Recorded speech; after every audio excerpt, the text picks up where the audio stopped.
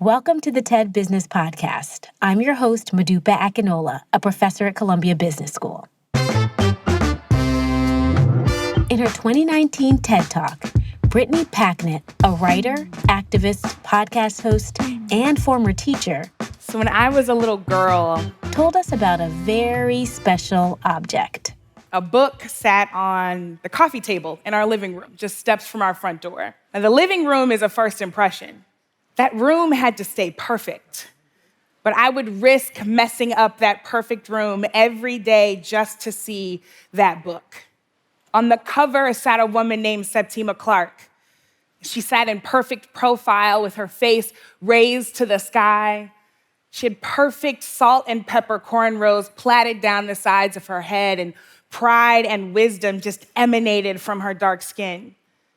Septima Clark was an activist and an educator, a woman after whom I'd eventually model my own career. But more than all the words she ever spoke, that single portrait of Septima Clark, it defined confidence for me before I ever even knew the word. Confidence. We talk about it all the time. We know how important it is, that it matters. And yet, she still thinks we underestimate it. I'm completely obsessed with confidence. It's been the most important journey of my life, a journey that, to be honest, I'm still on. Confidence is the necessary spark before everything that follows. Confidence is the difference between being inspired and actually getting started, between trying and doing until it's done. Confidence helps us keep going even when we failed. And it's not something you're just born with. Brittany believes you can build it in others and in yourself. She outlines how in this talk in a way that is especially relevant for people who don't have role models that look like them. Then after her talk, I'll be back to share another technique to build confidence that has made all the difference for me at work and beyond.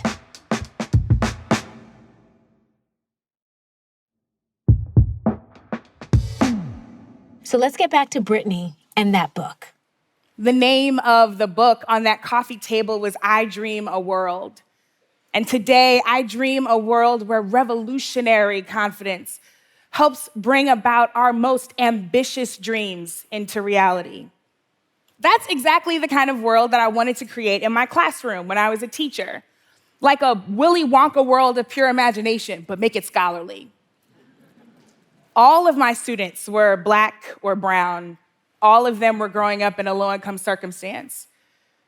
Some of them were immigrants, some of them were disabled, but all of them were the very last people this world invites to be confident. That's why it was so important that my classroom be a place where my students could build the muscle of confidence, where they could learn to face each day with the confidence you need to redesign the world in the image of your own dreams. After all, what are academic skills without the confidence to use those skills to go out and change the world? Now is when I should tell you about two of my students, Jamal and Regina. Now, I've changed their names, but their stories remain the same. Jamal was brilliant, but unfocused. He would squirm in his chair during independent work, and he would never stay still for more than 3 or 4 minutes. Students like Jamal can perplex brand new teachers because they're not quite sure how to support young people like him. I took a direct approach. I negotiated with Jamal. If he could give me focused work, then he could do it from anywhere in the classroom, from our classroom rug, from behind my desk, from inside his classroom locker, which turned out to be his favorite place. Jamal's least favorite subject was writing, and he never wanted to read what he had written out loud in class. But we were still making progress. One day, I decided to host a mock 2008 presidential election in my classroom. My third graders had to research and write a stump speech for their chosen candidate, Barack Obama, Hillary Clinton, or John McCain. The heavy favorites were obvious, but one student chose John McCain. It was Jamal. Jamal finally decided to read something that he had written out loud in class. And sure enough, Jamal stunned all of us with his brilliance. Just like Jamal's dad, John McCain was a veteran. And just like Jamal's dad protected him, Jamal believed that John McCain would protect the entire country. He wasn't my candidate of choice, but it didn't matter because the entire class erupted into applause. A standing ovation for our brave friend Jamal, who finally showed up as his most confident self for the first time that year. And then there was Regina. Regina was equally as brilliant, but active. She'd inevitably finish her work early, and then she'd get on about the business of distracting other students. Walking, talking, passing those notes that teachers hate but kids love. Despite my high ideals for our classroom, I would too often default to my baser instincts, and I would choose compliance over confidence. Regina was a glitch in my intended system. A good teacher can correct misbehavior, but still remain a student's champion. But on one day in particular, I just plain old chose control. I snapped. And my approach didn't communicate to Regina that she was being a distraction. My approach communicated to Regina that she herself was a distraction. I watched the light go out from her eyes, and that light sparked joy in our classroom. I had just extinguished it. The entire class became irritable, and we didn't recover for the rest of the day. I think about that day often, and I have literally prayed that I did not do irreparable harm, because as a woman who used to be a little girl just like Regina, I know that I could have started the process of killing her confidence forever. A lack of confidence pulls us down from the bottom and weighs us down from the top, crushing us between a flurry of can'ts, won'ts, and impossibles. Without confidence, we get stuck. And when we get stuck, we can't even get started. Instead of getting mired in what can get in our way, confidence invites us to perform with certainty. We all operate a little differently when we're sure we can win versus if we just hope we will. Now, this can be a helpful check. If you don't have enough confidence, it could be because you need to readjust your goal. If you have too much confidence, it could be because you're not rooted in something real. Not everyone lacks confidence. We make it easier in this society for some people to gain confidence because they fit our preferred archetype of leadership. We reward confidence in some people and we punish confidence in others. And all the while, far too many people are walking around every single day without it. For some of us, confidence is a revolutionary choice. And it would be our greatest shame to see our best ideas go unrealized and our brightest dreams go unreached, all because we lacked the engine of confidence. That's not a risk I'm willing to take. So how do we crack the code on confidence? In my estimation, it takes at least three things: permission, community, and curiosity. Permission births confidence, community nurtures it, and curiosity affirms it. In education, we've got a saying that you can't be what you can't see. When I was a little girl, I couldn't show confidence until someone showed me. My family used to do everything together, including the mundane things like buying a new car. And every time we did this, I'd watch my parents put on the exact same performance. We'd enter the dealership, and my dad would sit while my mom shopped. When my mom found a car that she liked, they'd go in and meet with the dealer. And inevitably, every time the dealer would turn his attention and his body to my dad, assuming that he controlled the purse strings and therefore this negotiation. "Reverend Packnett," they'd say, "how do we get you into this car today?" My dad would inevitably respond the same way. He'd slowly and silently gesture toward my mother and then put his hands right back in his lap. It might have been the complete shock of negotiating finances with a Black woman in the 80s, but whatever it was, I'd watch my mother work these car dealers over until they were basically giving the car away for free. She would never crack a smile. She would never be afraid to walk away. I know my mom just thought she was getting a good deal on a minivan, but what she was actually doing was giving me permission to defy expectations.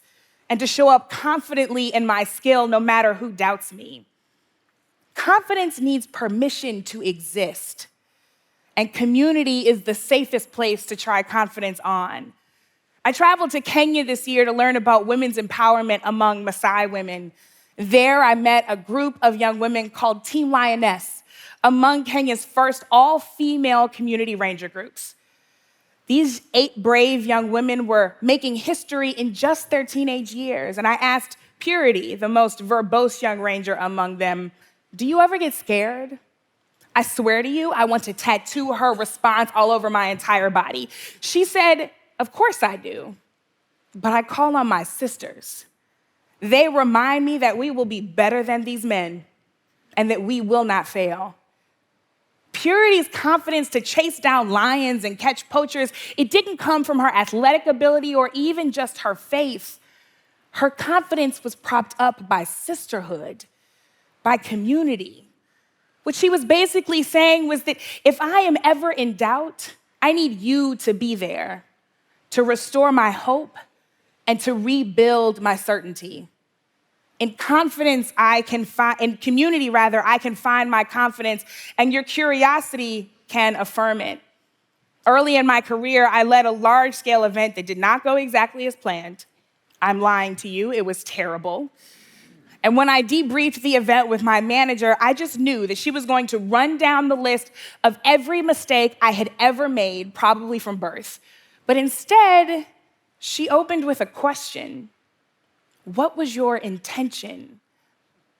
I was surprised but relieved. She knew that I was already beating myself up, and that question invited me to learn from my own mistakes instead of damage my already fragile confidence. Curiosity invites people to be in charge of their own learning. That exchange, it helped me approach my next project with the expectation of success.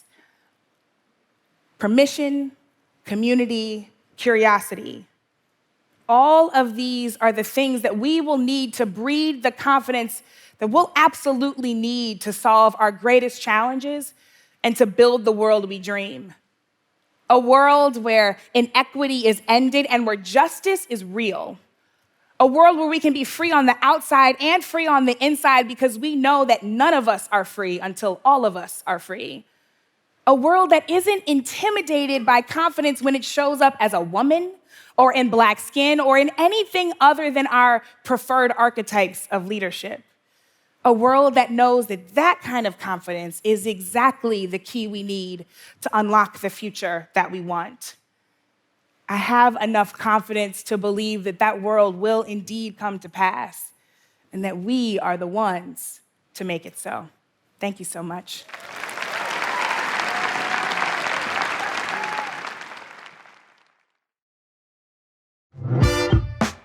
There were so many moments in Brittany's talk that gave me chills. And I especially loved when she said that confidence allows us to redesign the world in the image of our own dreams.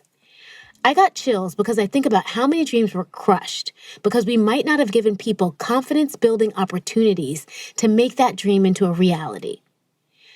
Also, call me a little bit random, but throughout Brittany's talk, I couldn't stop thinking about superheroes.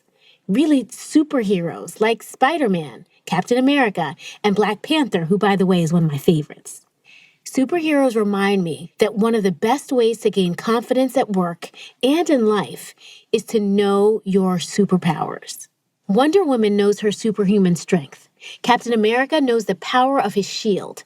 And Black Panther regularly shows that he knows he's a genius at invention. Each of them uses this knowledge of what they bring to the table to then surround themselves with people who have different superpowers. Like all of those superheroes, we need to do the same thing. We need to understand our superpower at work and in other environments, because when we understand our strengths, we can then surround ourselves with people who backfill in the areas where we're weak. This self-awareness process can make for more productive teams. And think about how much happier we will each be when we get to use our unique gifts and talents on these teams. So how do you really figure your superpower out? The first step is to break down your job or the job you aspire to have into its component parts. What does the job require? Then ask yourself, given all of these aspects of my job, where do I excel? Which components do I feel I could do all day? When do I feel so alive? And others would say I'm in my zone. That is your superpower. And when you know your superpower and you're advanced enough in your role, you can create the systems and structures that will actually help you focus on what you do well. And then you can engage others and help them work in areas where they excel that might not be your superpower. And this is what creates the community Brittany says can fuel your confidence. And here's my superpower as an academic researcher. I love designing studies and collecting data. I love working with companies, understanding their challenges. I love leading focus groups and facilitating group discussions.